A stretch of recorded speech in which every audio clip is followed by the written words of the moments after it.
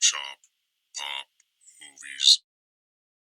Ahoy there, and welcome back to the 31 Lists of Horror.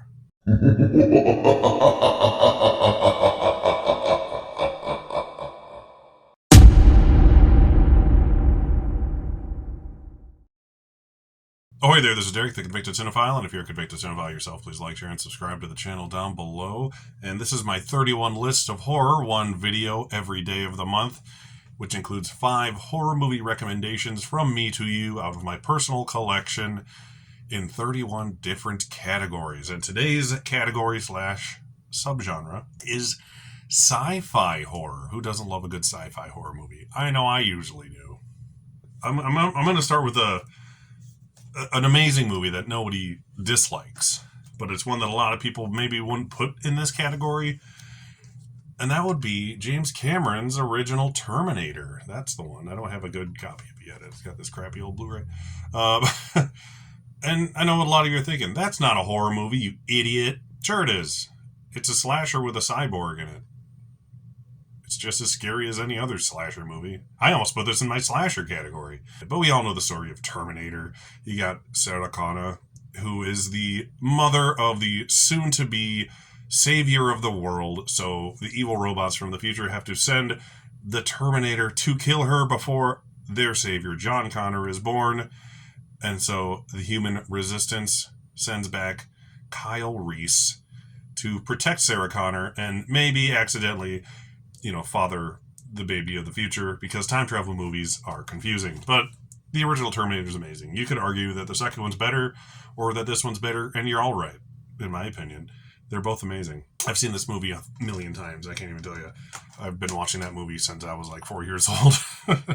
I saw Terminator 2 in the drive-in when I was 5, and I had already seen the first Terminator. So that's the kind of crap I grew up watching. How about you? Anyways, Terminator. Who doesn't like it? If you don't like Terminator, tell me in the comments, and I'll block you. Next, we have one I haven't opened since I bought. like too many things. It is Event Horizon, starring Larry Fishburne III and Sam Neill, Lawrence Fishburne. This is directed by Paul W.S. Anderson, not to be confused with Paul Thomas Anderson, who is a much better filmmaker. Although he's actually credited as Paul Anderson on this Blu-ray, which I think is funny. But he did the Resident Evil movie, I believe, and the Mortal Kombat film, the greatest video game movie of all time, of course. But this is a cool movie. It's not like the best thing in the world, but it is a very cool, creepy science fiction horror movie where there is a lost ship called the Event Horizon, and the rescue team goes to find this spaceship, and that is where Sam Neill and Lawrence Fishburne come in. And then there's a lot of freaky, nasty, gory visions of terror and ghosts and such that they encounter on this ship, and it's a creepy one. I need to rewatch it, as you can tell. I haven't even opened it. Part of me just wants to see if FYE let me return this, even though I bought it with a gift card 3 years ago, and then I'll just maybe get the 4K. There's a 4K now, right? Am I crazy? I'm confusing this with In the Mouth of Madness now because they both have Sam Neill. But Event Horizon, if you haven't seen it, it is a very cool space horror movie, and space equals sci-fi. Up next is a recent Arrow video purchase I made. I got the Blu-ray. I didn't get the 4K because it was just too damn cheap. I couldn't help myself. And that'll be The Cell. Like I said, on Blu-ray. I got this during the Arrow video sale, but this thing was like $12, so I can't turn down that good of a deal. And I did actually watch it since I bought it. It's very cool. It has multiple versions of the film on here, which is nice. It has a director's cut and the theatrical cut, and it even has a cut of the film in a different aspect ratio, which is interesting. I forget which cut I rewatched, honestly. I think I just watched the theatrical cut because it had been so many years since I'd seen it. I used to watch this on DVD constantly when I was younger. Then I sold it a million years ago. So this is the first time I watched this in damn near 20 years when I rewatched it. And it is a cool movie. I like to refer to it as Sci-Fi Silence of the Lambs because Jennifer Lopez is a child therapist, essentially, primarily. And they have fancy technology in this movie where she's able to go into the subconscious of her patients and talk to them because they are not able to speak or they are comatose, like her patient. And there is a serial killer on foot, played by Vincent D'Onofrio, very creepily, of course. And Vince Vaughn is in this. It's a serious role for him. He can be good sometimes in serious movies, like Brawl on Cell Block 99, for sure.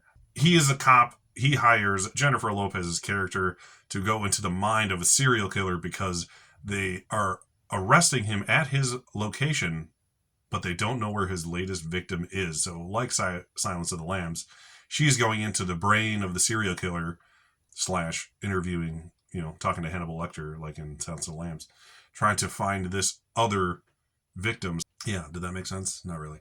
But it's a very visually interesting movie. I didn't like it as much as I did 20 years ago, but I definitely recommend anyone watches it who hasn't seen it. If you like really trippy, very late 90s, early 2000s, fast cutting with creepy sound effects editing in your movies, this is the movie for you. If you like Silence of the Lambs, but you want a pop star going into someone else's brain, played by the Kingpin, The Cell, Sci-Fi Silence of the Lambs. I have another Cronenberg movie on this list, because why not?